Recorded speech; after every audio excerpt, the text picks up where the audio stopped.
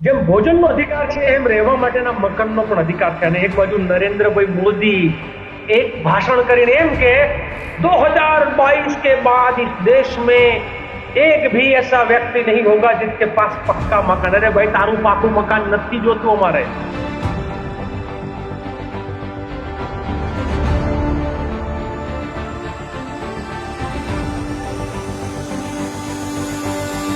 અમારા બનાવેલા છે, અમારા બાપ દાદાએ કાળી મજૂરી કરીને, મિલોમાં મજૂરી કરીને, કોકની કાર લૂસીને, કોકના ઘરમાં કચરા પોતા કરીને, કે ગાયોના પોદળા વાસીદું કરીને મહેનત કરીને ઊભા કરેલા મકાનો છે, એને તો રહેવા દો, એને તો જીવવા દો યાર।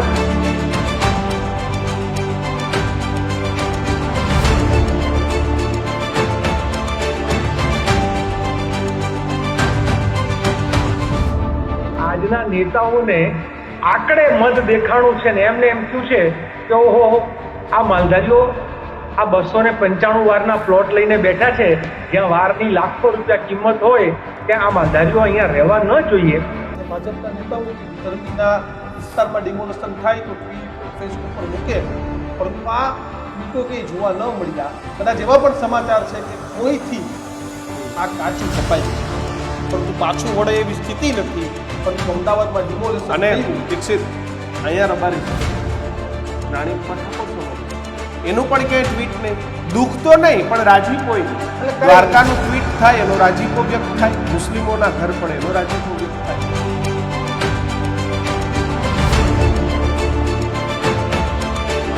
વાઢવ વિસ્તારમાં ત્યાંના ધારાસભ્ય પોતે કોમન પ્લોટની બહુ જ મોટી સોદાબાજી કરવાના છે એવું લોકો કહી રહ્યા છે કે ત્યાં પાર્કિંગ માટેના પ્લોટ જાહેર કરી અને પાર્કિંગ માટે કોઈ કંપનીને આપી દેવા છે, માટે આ અત્યારે ત્યાંના રબારી વસાહત ઉપર બુલડોઝર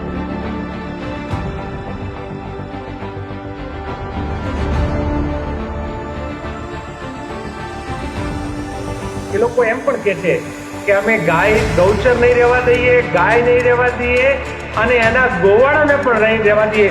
સમગ્ર ગુજરાતમાં માલધારી સમુદાયના અસ્તિત્વને મિટાવી દેવા માટેનું બહુ મોટું ષડયંત્ર છે।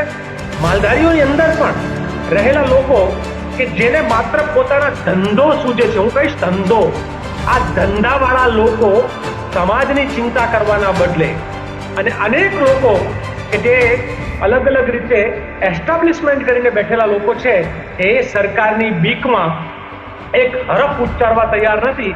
60 વર્ષથી રબારી સમાજ ત્યારે એ બિલ પણ ભરતો હતો, એ કોર્પોરેશનનો ટેક્સ પણ બિલકુલ વાત એવી છે કે ભાઈ એક જ દિવસ પહેલા નોટિસ આપવામાં આવી, બીજે દિવસે પાડી નાખવામાં। અને કોઈકની બસી બસાઈ બસ્તી જે છે એને ઉજાળી નાખવાની આ નેતાઓનું પેટનું પાણી પણ નથી હલતું અને શરમ પણ નથી આવતી। કેશવનગરની અંદર 1 વર્ષથી નાના નાના ભૂલકાઓ, બાળકો અને એના બહેનો, પ્રેગ્નન્ટ બહેનો એક ખુલ્લી જગ્યામાં તાડપત્રીમાં એવી રીતના રહે છે, ત્યાં જઈએ ને એટલે ગુજરાતી તરીકે કાળજું કંપે છે અને એમ થાય કે આના માટે મહાત્મા ગાંધી અને સરદાર પટેલથી લઈ અને અનેક લોકો લડ્યા હતા, આના માટે લડ્યા હતા। આ લોકો આજના નેતાઓ, આજના શાસકો જે છે એ માત્ર ને માત્ર સત્તા સંપત્તિના દલાલો બની ગયા। કેમ કોઈ નેતાઓ, કોઈ આગેવાનો કે કોઈ ધર્મગુરુ એને એમ ના થયું કે નહીં આને આપણે બચાવી લઈએ? આજે બધું કરોડો રૂપિયાનું નુકસાન થયું। એક ઘર બનાવવાનો ખર્ચ તમે 20 થી 25 લાખ ગણો ત્યારે માને ઘર બને એટલું મોંઘું છે, કેમ કોઈ પહેલા આગળ ના? કોઈ પણ નેતા હોય, તમે જ્યારે એને નિરંકુશ સત્તાઓ આપો ત્યારે એ આખલા બને અને આખલા તમને ચીંગડા ફેરવે। એટલે આજના શાસકો જે છે એ નાથ અને મોયડા વગરના આખલા બન્યા છે અને આ આખલાઓ આજે નિર્દોષ ગાયોને શિંગડા ભરાવી રહ્યા છે। આ કોમન પ્લોટ છે એ મ્યુનિસિપાલિટીનો કે સરકારના બાપનો નથી। આ કોમન પ્લોટ રબારી વસાહત સોસાયટીનો છે। આ સોસાયટીના તમે જુઓ, આપણે કોઈ પણ ટાઉનશીપ બને, હું માનું કે અદાણીની ટાઉનશીપ બને તો અદાણીની જે ટાઉનશીપ જો બનવાની એના જે કોમન પ્લોટ હોય એ કોમન પ્લોટમાં આ લોકો જેસીબી લઈને પહોંચવાના? સોસાયટીના કોમન પ્લોટ છે, આ મ્યુનિસિપલ કમિશનના મ્યુનિસિપાલિટીના નથી।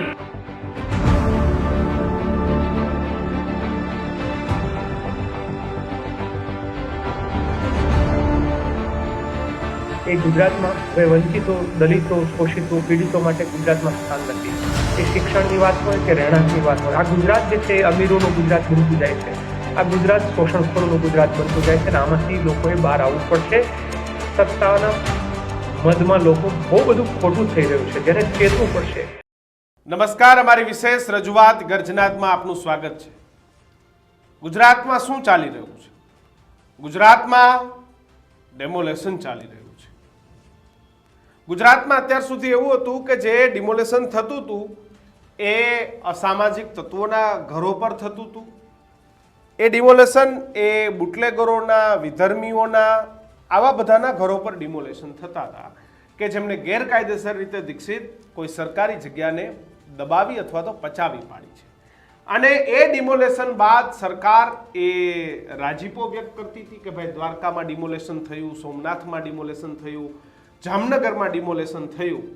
પરંતુ આજે સવાલ એ કે અમદાવાદમાં કરોડો રૂપિયાની જમીન અને જ્યાં 60 વર્ષ પહેલા રબારી સમાજે આવીને પોતાના મકાનો બાંધ્યા હતા અને દીક્ષિત એ ત્યારે એ લોકોએ મકાનો બાંધ્યા હતા કે જ્યારે કોર્પોરેશન પણ એ વિસ્તારોમાં અસ્તિત્વમાં નહોતું અને એ સમયે પોતાના ઘરો હતા, પરંતુ કોઈ કાગળો ન હોવાના કારણે આજે અમદાવાદના ઓઢવ વિસ્તારમાં અનેક જગ્યાએ ડિમોલેશન છે તે થઈ ગયું છે. એટલે કે એક રાજ્યમાં મેગા ડ્રાઈવ ચાલી રહી છે. ભાજપના નેતાઓ કોઈ વિધર્મીના વિસ્તારમાં ડિમોલેશન થાય તો ટ્વીટ ફેસબુક પર મૂકે, પરંતુ આ ટ્વીટો કે જોવા ન મળ્યા. કદાચ એવા પણ સમાચાર છે કે કોઈથી આ કાચું કપાઈ ગયું છે, પરંતુ પાછું વળે એવી સ્થિતિ નથી.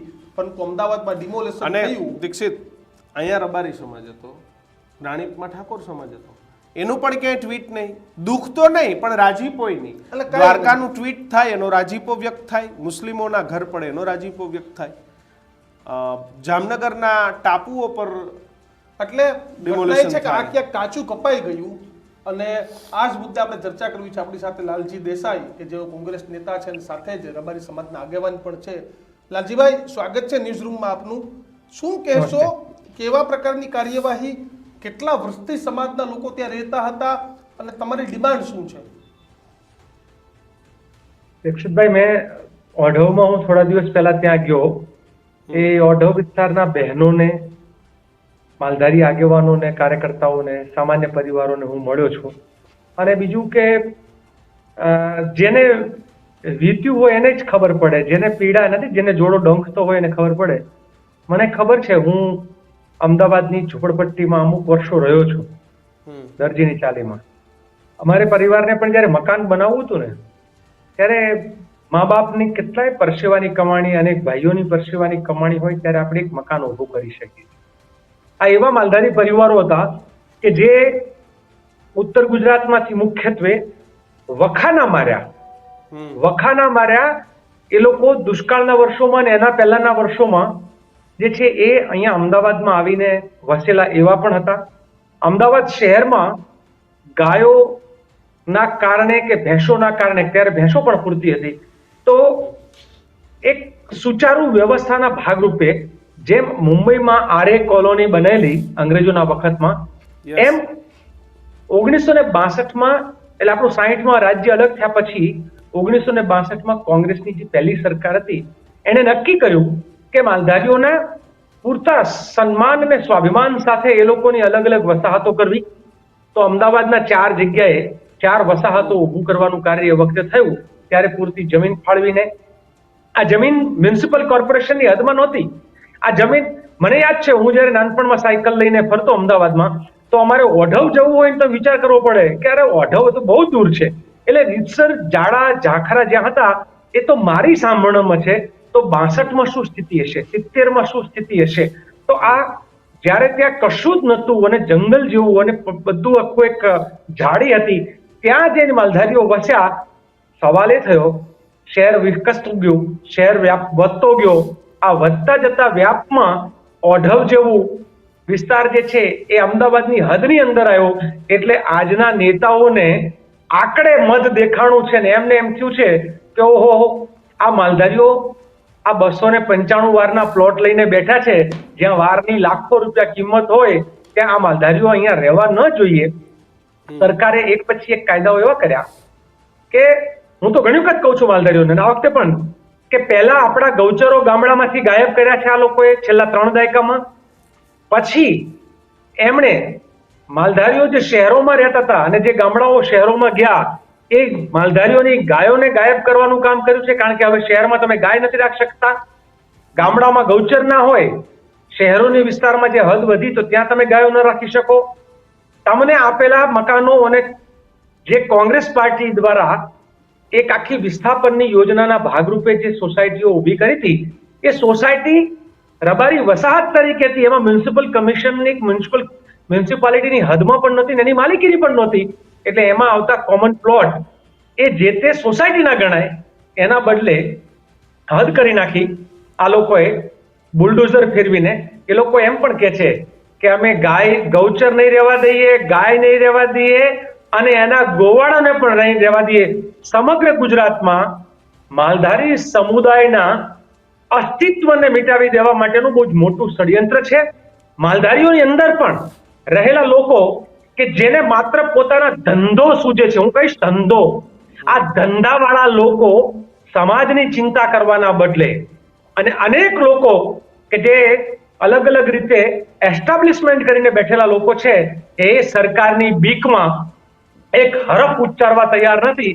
અને એટલા માટે આજે માલધારી સમાજ માત્ર અમદાવાદ ઓઢવમાં જ નહીં, ઠાકોર સમાજ કેશવનગરમાં જ નહીં, તમારે સોમનાથની વાત હોય, હું આવતીકાલે અંબાજી જવાનો છું, અંબાજીના વિકાસ માટે થઈને ત્યાં 90 મકાનોને તોડી પાડવા માટેની નોટિસ અપાણી છે. અને આ બધા જ ગુજરાતમાં જે અત્યારે ડિમોલિશન થઈ રહ્યું છે ને, કમનસીબીની ઘટના તો એ કહેવાય કે આ ડિમોલિશનમાં 99% ડેમોલિશન જે થઈ રહ્યું છે એસસી, એસટી અને ઓબીસી ને માઇનોરિટીમાં થઈ રહ્યું છે. આ ગુજરાતની અંદર કંઈક એક જુદા પ્રકારનું બીજેપી નું રાજ ચાલી રહ્યું છે. આજે બીજેપી નું રાજ છે એમાં ગરીબ સવર્ણો પણ હોમાઈ રહ્યા છે, પણ મોટા ભાગના એસસી, એસટી ને ઓબીસી એને મૂળિયા હોતા ઉખેડી નાખવાનું કામ કરે છે. મારે ભાઈ કિશનભાઈ અને દીક્ષિતભાઈ, આમ તો એવું કહેવાય કે કોઈકને કિસી કા આસિયાના બસાના આ બહુ મોટી વાત હોય છે. અને કોઈકની બસી બસાઈ બસ્તી જે છે એને ઉજાડી નાખવાની આ નેતાઓનું પેટનું પાણી પણ નથી હલતું અને શરમ પણ નથી આવતી. કેશવનગરની અંદર 1 વર્ષથી નાના નાના ભૂલકાઓ, બાળકો અને એના બહેનો, પ્રેગ્નન્ટ બહેનો એક ખુલ્લી જગ્યામાં તાડપત્રીમાં એવી રીતના રહે છે. ત્યાં જઈએ ને એટલે એમ ગુજરાતી તરીકે કાળજું કંપે છે અને એમ થાય કે આના માટે મહાત્મા ગાંધી અને સરદાર પટેલ થી લઈ અને અનેક લોકો લડ્યા હતા, આના માટે લડ્યા હતા. આ લોકો આજના નેતાઓ, આજના શાસકો જે છે એ માત્ર ને માત્ર સત્તા, લાલજીભાઈ, સંપત્તિના દલાલો બની ગયા છે.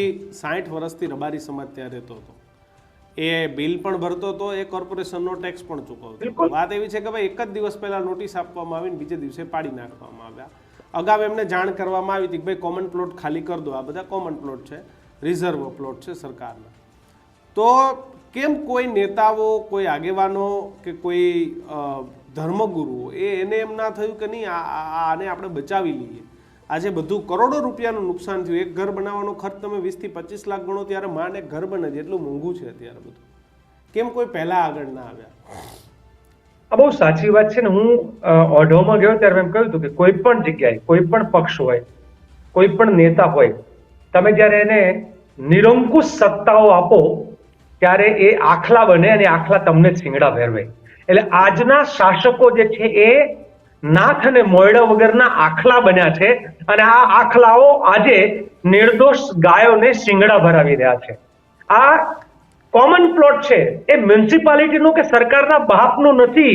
આ કોમન પ્લોટ રબારી વસાહત સોસાયટીનો છે. સોસાયટીના તમે જુઓ, આપણે કોઈ પણ ટાઉનશીપ બને, હું માનું કે અદાણીની ટાઉનશીપ બને, તો અદાણીની જે ટાઉનશીપ જો બનવાની એના જે કોમન પ્લોટ હોય એ કોમન પ્લોટમાં આ લોકો જેસીબી લઈને પહોંચવાના ના. સોસાયટીના કોમન પ્લોટ છે, આ મ્યુનિસિપલ કમિશનના મ્યુનિસિપાલિટીના નથી. હા, એ લોકોએ પાછળથી સુધારો કરીને મ્યુનિસિપાલિટીના કોમન પ્લોટ જે છે, ભાઈ તમે મ્યુનિસિપાલિટીના કોમન પ્લોટ કોઈકની સોસાયટીમાં ન કરી શકો. એટલે એક રીતે જોવા જાય તો આ લોકો, હું એવું માનું છું કે આ કઈ આમ કાચું કપાઈ ગયું કે એવી રીતના હું તો નથી જોતો. હું આને એવી રીતે જોઉં છું ગુજરાતના બિલ્ડર લોબી, હમ ગુજરાતના જમીનના દલાલો હમ અને રાજકીય નેતાઓની સાંઠગાંઠથી અને ખાસ કરીને નિરંકુશ જે આપણું બ્યુરોક્રેસી છે, આ બધા જ લોકો ભેગા મળી અને મને આજે કોઈ એક પત્રકારે પૂછ્યું હતું કે આ બધે જ કેમ બુલડોઝર ચાલી રહ્યું છે. મેં કીધું જ્યારે એમને એમ લાગે કે રિયલ એસ્ટેટમાં નવા મકાનોના ભાવ ઘટી રહ્યા છે અને એમને તૈયાર કરેલો માલ એ પૂરતો વેચાતો નથી, એટલે આ પ્રકારનું કામ શરૂ કરે એટલે પછી ના છૂટકે લોકોએ જે છે એ એમનો માલ ખરીદવાનો. એટલે આ બિલ્ડર લોબીના દબાવમાં, રાજકીય નેતાઓના ઈશારે અને ખાસ કરીને મારો તો સીધો આરોપ છે કે ઓઢવ વિસ્તારમાં ત્યાંના ધારાસભ્ય પોતે કોમન પ્લોટની બહુ જ મોટી સોદાબાજી કરવાના છે એવું લોકો કહી રહ્યા છે કે ત્યાં પાર્કિંગ માટેના પ્લોટ જાહેર કરી અને પાર્કિંગ માટે કોઈ કંપનીને આપી દેવા છે, માટે આ અત્યારે ત્યાંના રબારી વસાહત ઉપર બુલડોઝર કરી રહ્યું છે. કોણ પરંતુ કરવાનું છે? કોણ કરવાનું માત્ર છે? રબારીના વસાહતમાં જ ફરે છે એવું નથી. હું તો કેશવનગર ગયો છું, કેટલા વર્ષોથી 4 પેઢીથી લોકો રહે છે, 4 પેઢીથી. પણ એમને લાલજીભાઈ આવું કરે છે કોણ? આ કોણ કરે? તમે જે કંપનીનું કહો છો એ કોણ કરે છે? કોણ, કઈ કંપની છે અને કયા નેતાના ઈશારે થઈ રહ્યું છે? એટલે કંપની કઈ છે તો સમય આવે તો ખબર પડશે, પરંતુ ત્યાં જે ઓઢવમાં બની રહ્યું છે પ્યોરલી એ ત્યાંના ધારાસભ્ય જગદીશભાઈ પંચાલ જે અત્યારે કેબિનેટ મિનિસ્ટર છે એમના ઈશારે આ બધું થઈ રહ્યું છે. શરમની વાત તો ત્યાં સુધી છે કે ભાજપના એક આગેવાને જગદીશ પંચાલ મિનિસ્ટર, ધારાસભ્ય શ્રી, મંત્રી મહોદયને ફોન કર્યો કે અમારા બનાવેલા મકાનો તૂટી રહ્યા છે, તમે રોકો. ત્યારે એમણે એમ કહ્યું કે તમે કોંગ્રેસના આગેવાનોને કહો એ તમારું રોકાવી દેશે. પેલો ભાઈ 30 વર્ષથી ભાજપનો પટ્ટો ગળામાં પહેરીને ફરે છે. 30 વર્ષથી ભાજપનો એ દોરંગો ખેસ ગળામાં પહેરીને ફરે છે અને ભાજપના દોરંગા ખેસ પહેરો તો તમારા દોરંગા નેતા તમારી સાથે દોરંગી પદ્ધતિ કરવાના. અને હું તો ગુજરાતના સમગ્ર માલધારીઓને ચેતવવા આવ્યો છું. આજે આ ડિબેટના માધ્યમથી પણ કહેવા માંગુ, હું પાસ્તરડી ગામમાં ગયો હતો, દ્વારકા જિલ્લાનું ભાણવડ. યસ, ત્યાં પાસ્તરડી ગામમાં રબારીઓ રહે છે. આ માલધારીઓને પુષ્પાબેન મહેતાના વખતમાં, એ મહાન માલધારીની માં જેને ગણતા લોકો, એવી પુષ્પાબેન મહેતાએ ઘુમંતુ માલધારીઓને 20 એકર, 16 એકર, 8 એકર જેવી જ્યાં વિસ્તાર એ પ્રમાણે સૌરાષ્ટ્રમાં જમીન આપેલી. એ ઉચ્છંગ ઢેબરરાય કે જેમણે ઉદાર દિલે માલધારીઓ વસે અને એમનું માઇગ્રેશન ઘટે એના માટે જમીનો આપેલી. આજે એ જમીન DCC company, Digvijay cement company, એ ત્યાં ઇલીગલ માઇનિંગ કર્યું છે. એને પોતાને મળેલા લીઝના બહાર જઈને એવું નકશા બતાવી રહ્યા છે. અમે ઇન્ચાર્જ કલેક્ટરને મળ્યા, એને બતાવ્યું કે તમે જુઓ તો ખરા તમારો સેટેલાઇટ મેપ. એ પણ કહી રહ્યો છે કે એ પોતાના વિસ્તારની બહાર માઇનિંગ કર્યો છે. જોવાની વાત તો એ છે, ઉલ્ટા ચોર કોટવાલ કો દંડે. જમીનનો માલિક જેલમાં છે અને ઇલીગલ માઇનિંગ કરનાર વ્યક્તિ જે છે એ અત્યારે મહેલોમાં છે. મુંબઈના શેઠિયાઓ પાસ્તરડીના રબારીઓના રોજગારી પર પાટું મારી દે, એનો રોટલો ઝૂંટવી લઈને એને જેલમાં નાખી દે. અને આ એક જ જગ્યાએ છે આવું નથી, આવું અનેક જગ્યાએ. મૂડી તાલુકામાં પવનચક્કી વાળા એનર્જીના નામે આવે અને માલધારીનું ખૂન થઈ જાય એના કોન્ટ્રાક્ટરો દ્વારા, અને છતાંય સરકાર ચૂપ રહે છે. આવા અનેક બનાવો છે. ક્યાં એટલે ગુજરાતમાં લોકોએ વહેલી તકે નહીં ચેતે તો નાથ મોયડા વગરના આખલા જેવા નેતાઓ બહુ જગ્યાએ બુલડોઝર ફેરવશે. હજુ સિલેક્ટિવ બુલડોઝર ફેરવશે, સિલેક્ટિવ, કે ક્યાં મત નથી મળતા ત્યાં ફેરવો, કયો નેતા વિરોધ કરે છે ત્યાં ફેરવો. એટલે એ લોકો મત આપો નહીં તો મકાન ગુમાવો. એમણે કેશવનગર દ્વારકામાં આ જ બન્યું છે. ઓઢવવાળી વાત થઈ, ત્યાંના રબારીઓ કોંગ્રેસને મત આપતા હતા. એ ચોક્કસ, જેમ કે અમારા કપિલભાઈ કરીને છે, અમારા વિષ્ણુભાઈ કરીને છે, આ 2 જણાના નેતાઓના, ખાસ જે કોંગ્રેસના બંને લીડર છે ત્યાં, એ લોકોના ઘરને વિશેષ ટાર્ગેટ કરવામાં આવ્યો છે. કપિલના ઘરને 3 બાજુ રસ્તા નીકળ્યા 40 ફૂટના. કોઈ કે પણ આગળ ડેડ એન્ડ છે. 40 ફૂટનો રસ્તો કોઈ દિવસ ડેડ એન્ડ ના હોય. 40 ફૂટનો રસ્તો હોય એ હંમેશા 2 રસ્તાઓને જોડતો હોય, ત્યારે 40 ફૂટનો હોય. પણ ડેડ એન્ડ વાળો રસ્તો કપિલ દેસાઈ ના ઘરને, કારણ કે કપિલ દેસાઈએ ત્યાં માલધારીઓનો અવાજ ઉઠાવ્યો, વિષ્ણુ દેસાઈ અઘારવાળા, કારણ કે એને અવાજ ઉઠાવ્યો. ત્યાં ડાભી, સુરપુરાના લોકો, ત્યાં મેળોદના લોકો, આ બધા અલગ અલગ ગામના છે, એ ગામના આગેવાનો જે તે સમયે ક્યાંક કશેક વળી એમને લાગ્યું હશે કે હવે આ માલધારીઓને કંટ્રોલમાં કરવા હોય ને ફરી વખત આમનું તો એવું છે ને, પહેલાના વખતમાં રાજાઓ બાદશાહો શું કરતા, કોઈ પણ જગ્યાએ આવી રીતના દબાણથી એમને ઝુકાવે એટલે પેલા કગરવા જાય અને પછી કગડે એટલે શરતો મુકાય. એમ અત્યારના નવા નેતાઓ છે એ રાજાઓ અને બાદશાહો જેવા બની ગયા છે અને એ એમ કે છે કે ભાઈ અન્યાય અમે કરશું અને પછી તમારે ન્યાયની ભીખ માંગવા અમારા ઓટલે આવવા. યસ લાલજીભાઈ, શું લાગે છે આ જે પરિસ્થિતિનું નિર્માણ થયું છે, લાગે છે કે સમાજની જીત થશે? કારણ કે વર્ષોથી આવેલો રબારી સમાજ છે. કાલ તો કંઈ કોઈ દબાણ કર્યું નહોતું. 60 વર્ષ કોર્ટની અંદર પણ કોર્ટ પણ એવું કહે છે કે ભાઈ 60 વર્ષથી તમને ટેક્સ ભરે છે, આ કરે છે, એવા ઘણા બધા દાખલાઓ આપણે જોયા છે આજ દિન સુધી. તો આમાં તમને લાગે છે કે તમારી ક્યાંય જીત થશે અથવા તો એ દિશામાં લડત છે ખરી? જો હું આમાં બહુ સ્પષ્ટ માનું છું આ મુદ્દા ઉપર. હમણાં જે રીતે સમગ્ર અત્યારની જે શાસક છે સરકાર, એને મેં માલધારીના યુવાનોની શિબિરોમાં અને માલધારીઓ સાથે જ્યાં જ્યાં હું અલગ અલગ જિલ્લાઓમાં ગયો છું તો 3-4 મુદ્દાઓમાં કે કઈ રીતે આખા ગુજરાતના ખેડૂતો અને માલધારીઓ અને ખેત મજૂરોને સરકાર પતાવી દેવા માંગે છે. જ્યારે જે સમય લડત હોય એ પ્રમાણે હું કહેતો હોઉં છું, જેમ દૂધના ભાવ પાણી જેટલા કરી દેવાના ખરીદ વખતે એટલે માલધારીઓ પશુપાલન ન કરી શકે, ગૌચરો રહેવા નહીં દેવાના એટલે તમે ત્યાં ગાયોનું કે પશુપાલન તમે કરી ના શકો, તમને શહેરોમાં મકાનો તમારા ઇલીગલ તમારા 60-65 વર્ષ, આમ તો 1962 થી વિચાર તો કરો આ જમીનો જેને મળેલી છે. સામાન્ય રીતે એક બાજુ આપણો કાયદો એમ કે કોઈને મકાન ભાડે પણ આપ્યું હોય તો પણ તમે ખાલી ન કરાવી શકો, એના માટેની પણ એક લીગલ પ્રોસેસ હોય છે, બરાબર. બીજું કે કોઈ પણ આ દેશની અંદર જન્મેલો વ્યક્તિ રેલવેની પટરી ઉપર પણ મકાન હોય છે ને તો એને પણ રિહેબિલિટેશનનું પેકેજ આપીને પછી ત્યાંથી દૂર કરવામાં આવે છે. આ ભારતના દેશના કાયદાઓ, કારણ કે અંતે દેશ છે એ દેશની જનતા માટે છે, દેશના નેતાઓ માટે નહીં, દેશનો વેપાર કરનાર માટે નહીં, દેશના અધિકારીઓ બાબુશાહી માટે નહીં. દેશના કાયદાઓ દેશની જનતા માટે બને છે. તો આ જનતા માટે બનેલો કાયદો એ જનતાને જ ભરખી જાય એવું કેવી રીતે બની શકે? 24 કલાકની નોટિસ, 6 કલાકની નોટિસ, ઉત્તરાયણના દિવસે નોટિસ. ઉત્તરાયણનો દિવસ એક બાજુ તમે વાઇબ્રન્ટ ગુજરાતના મોટા મોટા ફાંકા ફોજદારી કરો, ઉત્તરાયણના દિવસે દુનિયાભરના લોકોને અહીંયા પતંગ ઉડાડવા બોલાવો અને કોકના રોજગારની પતંગની દોર કાપી નાખો, કોઈકના આશિયાનાના પતંગની દોર કાપી નાખો, ધાબાઓ ઉપર ચડીને પતંગ ઉડાડવાના બદલે કોકના ધાબાઓને પાડી દો. ઉત્તરાયણના દિવસે રજાના દિવસે કેવી રીતે નોટિસ નીકળે? સરકારના મંત્રી છે કેમ આ ડિમોલેશનનું ટ્વીટ નથી કરતા? આ ડિમોલેશનનું ટ્વીટ એ જગદીશભાઈ કરવું જોઈએ. નહીં કરે. એમને તો ટ્વીટ કરવા માટે સામે મુસલમાન હોવો જરૂરી છે.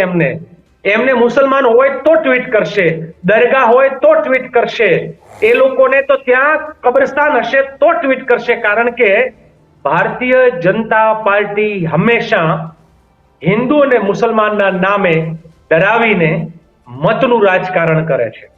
ક્યાંક જાતિઓના નામે ડરાવે છે, ક્યાંક ધર્મના નામે ડરાવે છે. આ લોકોનું એક જ છે, ડરાવો, ધમકાવો, રાજ કરો. અને રાજ કરો એટલે ખાલી શાસનની રીતે રાજ નહીં, મોજ વાળું રાજ કરો. નહીં ખાઈ પીને મોજ કરો એમ રાજ કરો.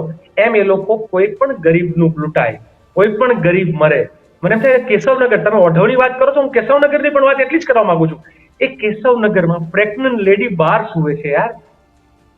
એ ગુજરાતની નાગરિક નથી. એટલે ગુજરાતની અંદર તમારો એસસી એસટી ઓબીસી કે માઇનોરિટીમાં જન્મ થાય એટલે તમારા મકાનો પાડી નાખવાના. કારણ કે તમે એસસી એસટી ને ઓબીસી છો એટલે તમારો અવાજ નહીં સાંભળવાનો. કારણ કે આ મંત્રીઓ અને આ અધિકારીઓ એ ચોક્કસ મનુવાદી માનસિકતા વાળા હોય છે. મેં તો તપાસ કરી કે આ મનુવાદી માનસિકતા વાળા દરેક જગ્યાએ ઘૂસ્યા છે. ન્યાયતંત્રમાં પણ એ જ છે. આઈએએસ અને આઈપીએસ ઓફિસરોના આકાઓ પણ એ જ છે ને મંત્રીઓ પણ એ જ છે ને એટલા માટે જ ગરીબોના મકાનો થઈ ગયા. જરૂરી છે, મનુવાદી નહીં, માનવતાવાદી. બિલકુલ. અરે તમે માનવતાવાદી બનો ને, તમે જાતિવાદી કેવી રીતે હોઈ શકો, તમે મનુવાદી કેવી રીતે હોઈ શકો, તમે માનવતાવાદી બનો ને. ભારત દેશના બંધારણના કાયદાઓ એમ કે છે, તમને આપણે જાણ્યું છે યુપીઓની સરકાર મનમોહનસિંહજી જયારે વડાપ્રધાન હતા ત્યારે એમને યાદ કરીએ સર્બીય વડાપ્રધાનને રાઈટ ટુ હેલ્થ થી લઈને રાઈટ ટુ લાઈફ જે વાળી વાત છે આપણા બંધારણની અંદર, જીવવાનો અધિકાર, એવો ને એવો જેમ ભોજનનો અધિકાર છે એમ રહેવા માટેના મકાનનો પણ અધિકાર છે. અને એક બાજુ નરેન્દ્રભાઈ મોદી એક ભાષણ કરીને એમ કે 2022 के बाद इस देश में एक भी ऐसा व्यक्ति नहीं होगा जिसके पास पक्का मकान. अरे भाई, ताરું પાકું મકાન નથી જોતું અમારે. અમારા બનાવેલા છે, અમારા બાપ દાદાએ કાળી મજૂરી કરીને, મિલોમાં મજૂરી કરીને, કોકની કાર લૂસીને, કોકના ઘરમાં કચરા પોતા કરીને, કે ગાયોના પોદળા વાસીદું કરીને મહેનત કરીને ઊભા કરેલા મકાનો છે, એને તો રહેવા દો, એને તો જીવવા દો યાર. બિલકુલ બહુ આમ અંદરથી બહુ ગુસ્સો છે. બહુ હું તો તમને કહું કે એક ગાંધીયન હોવાના નાતે મને કઈ રીતે વ્યક્ત કરવું ને ખબર નથી પડતું. હું તો માલધારી એક વ્યક્તિ તરીકે અને એક સમાજના વ્યક્તિ તરીકે વધારે દુઃખ થાય કે ક્યારેય કોઈના 60 વર્ષ જૂના આસિયાના અને 6 કલાકની નોટિસમાં કે 24 કલાક કોઈને તોડવાનો હક નથી, નોટિસમાં પાડી દેવામાં આવે ત્યારે આપણી માનવતા પર એક સૌથી મોટો સવાલ છે. લાલજીભાઈ, આપ જોડાયા અને મને કિશનભાઈ, હું કોઈ દિવસ સામાન્ય રીતે ટીવીના પેલામાં મને આંખમાં આંસુ આવ્યો એવું નથી બન્યું. આ પહેલી વખત એવું છે કે મારી આંખમાં આજે આંસુ છે, કારણ કે મેં અનેક ગરીબોને એ મકાન વગરના જોયા છે, કેશવનગરમાં પણ અને ઓઢવમાં પણ એ બહેનોને કકડતી મેં જોઈ છે. બહુ દુઃખ થાય છે. લાલજીભાઈ, હંમેશા અમારી ડિબેટે એ ઉગ્ર હોય છે અથવા તો અમે બહુ અવાજથી બોલતા હોઈએ છીએ, પણ આજનો જે મુદ્દો હતો એ મુદ્દામાં તમને સાંભળવા માટે ખાસ રાખી હતી, જેમાં અમે અમારી વાત ઓછી અને આપની વાત જાજી સાંભળી. પણ જ્યારે કોઈનું મકાન તૂટે છે ત્યારે મકાન નથી તૂટતું, એના સપનાઓ તૂટે છે, એમનું જે જીવન છે એ તૂટી જાય છે. લાલજીભાઈ, આખું બહુ એટલે ગુજરાત બહુ જુદી દિશામાં છે. તમે મને આ મુદ્દા પર બોલાવ્યો એના માટે તમારો આભાર. પણ ગુજરાત બહુ જુદી દિશામાં છે. ગુજરાત છે એ કદાચ એ ગરીબોનું ગુજરાત નથી. એ ગુજરાતમાં હવે વંચિતો, દલિતો, શોષિતો, પીડિતો માટે ગુજરાતમાં સ્થાન નથી. એ શિક્ષણની વાત હોય કે રહેણાંકની વાત હોય, આ ગુજરાત જે છે એ અમીરોનું ગુજરાત બનતું જાય છે. આ ગુજરાત શોષણખોરોનું ગુજરાત બનતું જાય છે. અને આમાંથી લોકોએ બહાર આવવું પડશે. સત્તાના મદમાં લોકો બહુ બધું ખોટું થઈ રહ્યું છે, જેને ચેતવું પડશે. ખોટી એફઆઈઆરો થઈ રહી છે, ખોટા મકાનો ખાલી થઈ રહ્યા છે, બહુ બધું ખોટું થઈ રહ્યું છે. અને ગુજરાતના લોકો એ ચૂંટણી આવે ત્યારે માત્ર હિન્દુ ને મુસલમાન બની જાય છે, ક્યાંક કોઈક પટેલ ને ઠાકોર બની જાય છે, ક્યાંક કોઈક દલિત અને દરબાર બની જાય છે. મને એમ થાય કે માણસ બનવાની જરૂર છે. આપણે લોકો બધાએ ગુજરાતને બચાવવું હોય તો ગાંધી અને સરદાર બનવાની જરૂર છે. બિલકુલ સાચી વાત છે તમારી. છેલ્લે મત દેવો એ જનતાનો અધિકાર છે, પરંતુ લાલજીભાઈ, જેના ઘર પડી ગયા છે, તમે હું દીક્ષિત ખાલી ચર્ચા જ કરી શકીએ.